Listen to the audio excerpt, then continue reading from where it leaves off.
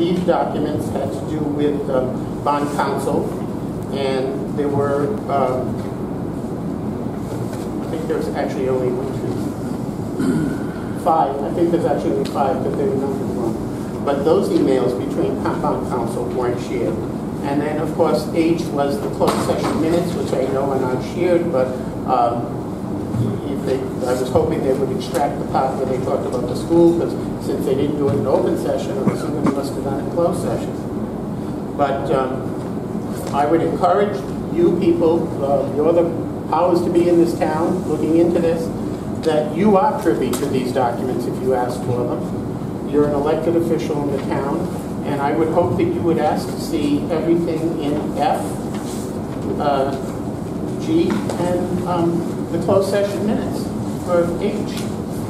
I actually would like you after this evening to consider tabling this until the second meeting of February to give you some time to actually watch the videos regarding when things occurred during this process. I'll be happy to provide you with the clips.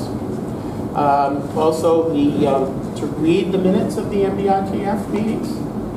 See what you see is missing and not in place or not synchronized. And get the document from Mr. Sakosha for the 16 division breakdown. Read the closed session minutes. Read the bid specs that are online now. They were not made public initially. I thought that peculiar at the time. If the bidder wanted the bid specs, they had to go to town hall and pick up the CD disc personally and sign for it, so I didn't have access to it. In the past, the bid specs have always been published on the town's website or on a contractor's website where anybody could access them. So when I did finally get them this past in the fall, in November, actually in the winter, I think it was November I filed, or December I filed for them. They were now on the town website and you can read them. But I'd say let's schedule something for the second, table this tonight for discussion after this, and schedule another meeting for the second meeting in February after you have time to digest everything. There's an awful lot to digest. And you're going to see some very peculiar things if you read those bid specs. I am not an architect, but I read the bid specs. Mr. Repko read the bid specs. He spoke to an architect friend of his. I spoke to an architect friend of mine. I spoke to some people in the contracting business. And my conclusion was that they very closely resemble the bid specs that were issued in 2016 by Eric Arney, and with some minor changes. Like Eric had a, let me see, what did Eric have? Eric had an elevator, which these bid specs don't have, and if these bid specs don't have EMA space at Bushy, Eric's did. These bid specs, to me, don't have a complete roofing job. They have some roofing work. They didn't touch the parapet and the flashing work, and they don't have the elevator. But if you look at these bid specs, and the MEPs in particular, and the bid specs themselves, the police base bid B and the Bushy add alternates 3, 4, 5, and 7 seem to tally to between $2.8 and $3.2 million. No one at any time ever came up here and told you that you were going to get anything other than a $900,000 scope of work. Mr. Sakosha,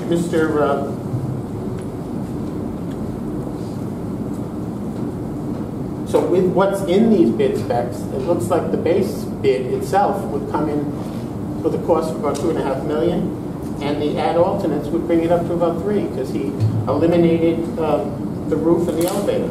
But he also did add in some other items, which were not in the original scope.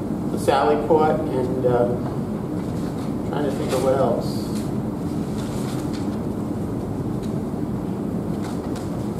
Mike, can you remember what else it was? The Sally Port.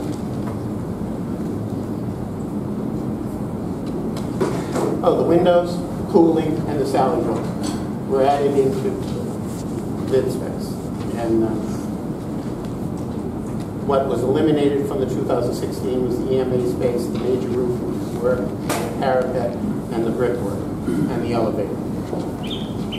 And I'd like to know about the asbestos too, because he had the bids broken out and I had the contractors identify the cost for the asbestos removal, and that was, I assume, the environmental cleanup. But in 2000, the environmental cleanup costs, in 2016, I'm sorry, the environmental cleanup costs were projected to be in the neighborhood of about $200,000 for Bushy. So, did these specs require full removal of everything environmental hazard, or was it a limited scope for what was in there? Again, I listen, I'm sorry, but I don't mean to be insulting to you. I sincerely don't. But I don't know about you guys, but when I didn't fall off the back of the pumpkin cart when I moved into town, came into existence. Okay, when I look at something that's supposed to cost $900,000, and that was what the motion said, match the town's budget, and the bids come in this range, there's something wrong, folks. There's something very wrong. And after looking at this for the time that I have, and consulting with different people on it, it appears to me that this is a full renovation bid scope, minus a few changes and tweaks, like the elevator and a couple of other little things. And instead of replacing a lot of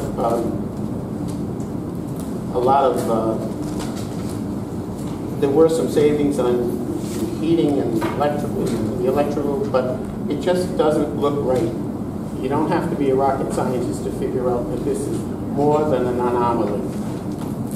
And if there was a factor that did this, caused this to happen by intent,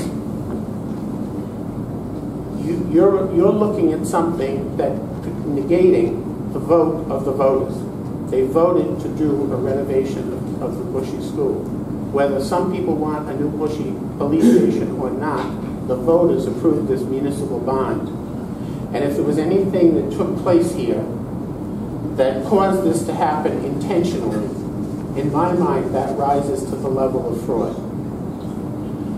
I feel my vote was stolen on Kendall Dean, because I voted for it only because instead of having 12 people in that building, there'd be at least 29. That didn't happen, and it was done incrementally over a long period of time, despite the requests and the concerns that this keeps changing, that keeps changing. So I feel like my vote was stolen on Kendall Dean, and I feel like now we're playing some type of game with Bushy.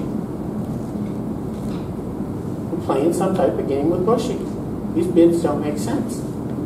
And I want to see that 16 division breakdown, because I think it's going to come in very close to where they came in before and in line with the full renovation budget that Mr. Sakosha, minus the elevator, came up with. And there would be absolutely no point to doing that since we already had the 2016 bids broken down. We knew what everything was going to cost if you did a full renovation.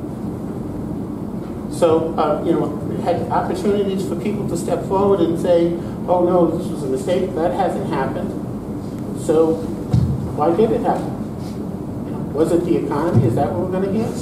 That the economy was so good, people just bid high because they didn't really need the job and they wanted to make a bigger profit? I don't know. But I want to hear what the answers are.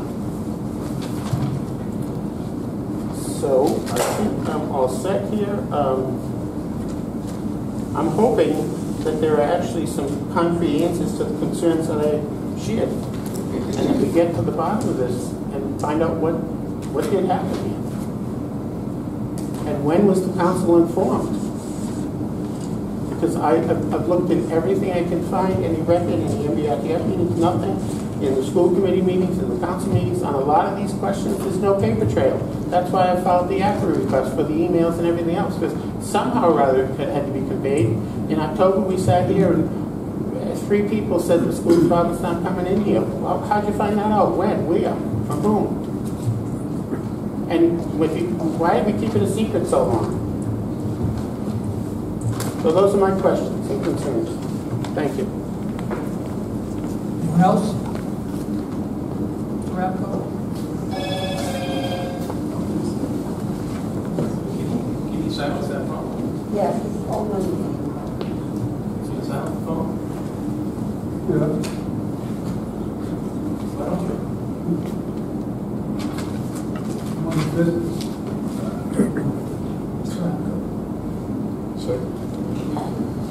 Mike Radko, 25 Old Greenville Road. I tried to write down some questions to make it easier instead of providing a lot of detail. But I guess in my questions, I read some information on the Toyota Motor Corporation. When they try to find out what the real problem is, root causes to improve quality, they ask 5 questions. They listen to what people say is the cause of the problem, and keep digging, digging, and digging, and digging.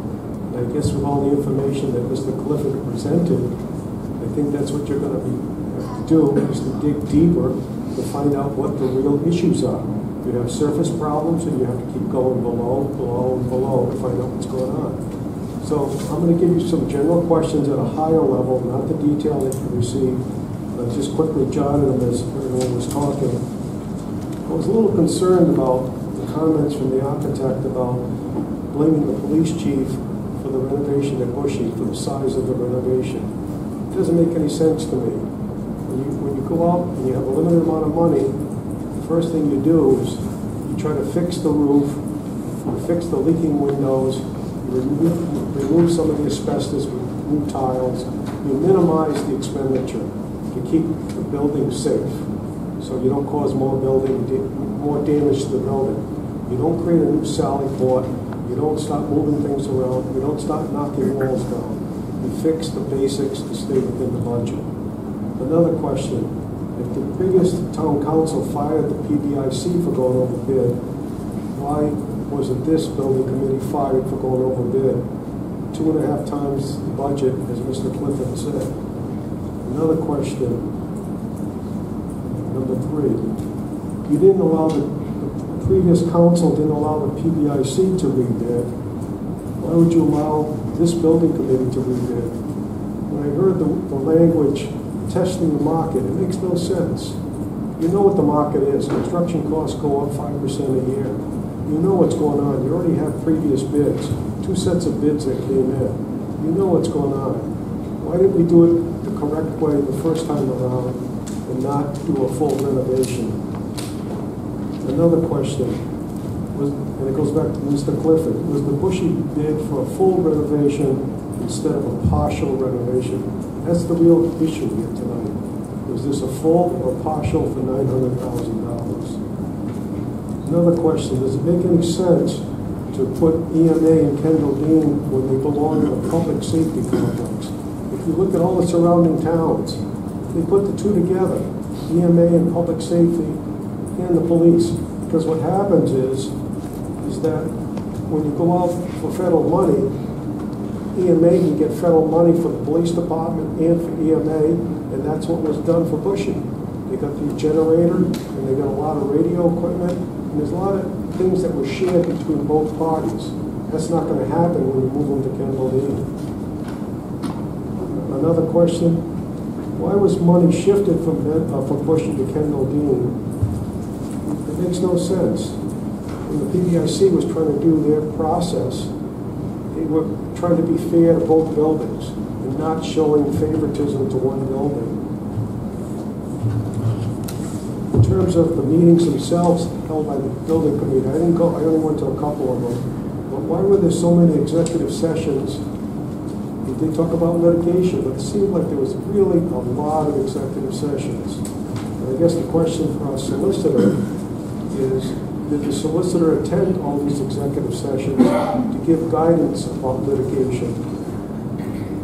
I know with the PBIC, the solicitor attended the PBIC meetings and gave a lot of advice to the members of the PBIC to make sure that you put enough money into Bushy.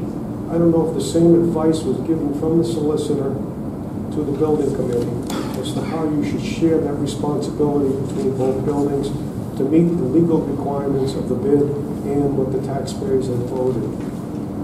Another question, let's see, I'm up to number 10. all the documents from the architect enclosed in the minutes of the building committee when they published their minutes. So what I'm asking for were all draft documents and revisions, were they put into the minutes or were they held back? It's important that documents get put into minutes, and that's what the PBIC did. When we got documents, they were for public disclosure. Number 11, was the language of the bond violated by the school department not moving into Kendall Dean? It's an important question. It's a legal question. That could be a legal problem. Another common sense issue was, why was 1 year wasted to fix Studio Major's plan? It took a year to fix all the issues that are covered under Studio Major. When you start going to ask people that are going to occupy a building, and you say, what do you need? You know, what would you like? What type of response do you normally get? The first review was, I need a limited amount of space. Now it's like, well, what would you like? We're moving into Kendall Dean.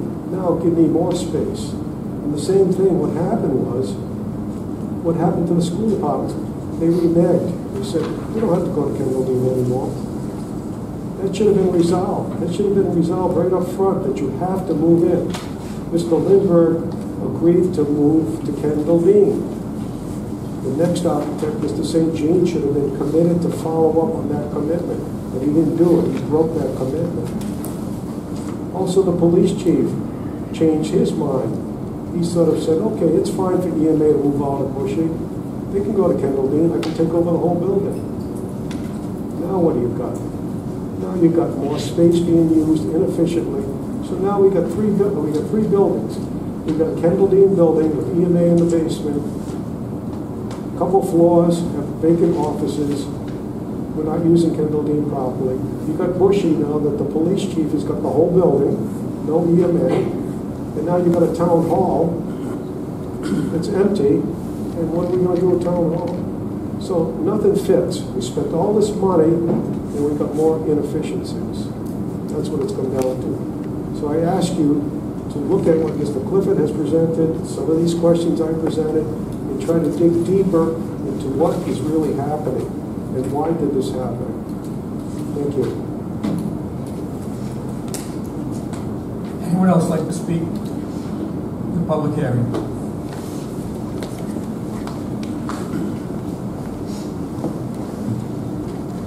Hi, John Flaherty, 10 Green Street, Slatersville. We've heard a lot of details from Mr. Clifford's presentation, and the details are important, and I know that he knows them thoroughly. But the details can also be hard to follow. They can become a lot of white noise. And as I sat there and listened to them, and I'm familiar with them as well, I kept on thinking to myself, what's really relevant to the taxpayer? What's relevant to the taxpayer? The taxpayer that went into the ballot box in 2012 and checked off, completed that line to approve the 3 bond packages. And the reality is that the town doesn't have a very good history when it comes to delivering on bond projects. I'm not going to revisit that. I think everybody here knows that. So it leaves me with wondering, and if I were sitting in your seats, where do we go from here? There's a lot of very, very credible issues that have been raised that deserve answers. I agree they deserve answers. But the point is, where do we go from here? If it were me, I would be asking, what can we do going forward with Kendall Dean to deliver on what the voters actually approved in that bond question, which includes a consolidation of municipal and school department offices, for all the reasons that were very, very thoroughly discussed by scores of stakeholders. The next thing I would do is to ask what can be done at this point with what resources we have available to extend the life of the Bushy School until such time as the town can afford to build a new public safety complex. Those issues were discussed back in 2013, when we were discussing what the needs were. Everyone had a seat at the table. One of the overriding issues that the council dealt with was the advice that it got from its outside fiscal advisor that advised against going higher than $12 million. And so a commitment was made at that point to do the renovations that were within the town's means. We could certainly argue the pros and cons of what we should and shouldn't build for short-term versus long-term. Those issues were thoroughly vetted with a lot of professional guidance. A consensus was arrived at, and the plan that was approved by the town council in 2014 was that plan. I've heard before, and I don't care to hear it again, that that the budget was never sufficient to do the job.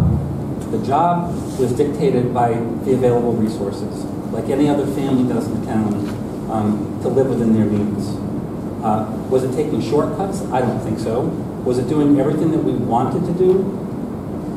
Blue sky? It was not. And I think that Bushy was exemplified that. I think that if resources were available, and if we got the sort of the green light from the town's fiscal advisor, maybe that would have been proposed back then. But we made decisions in public. It was very transparent.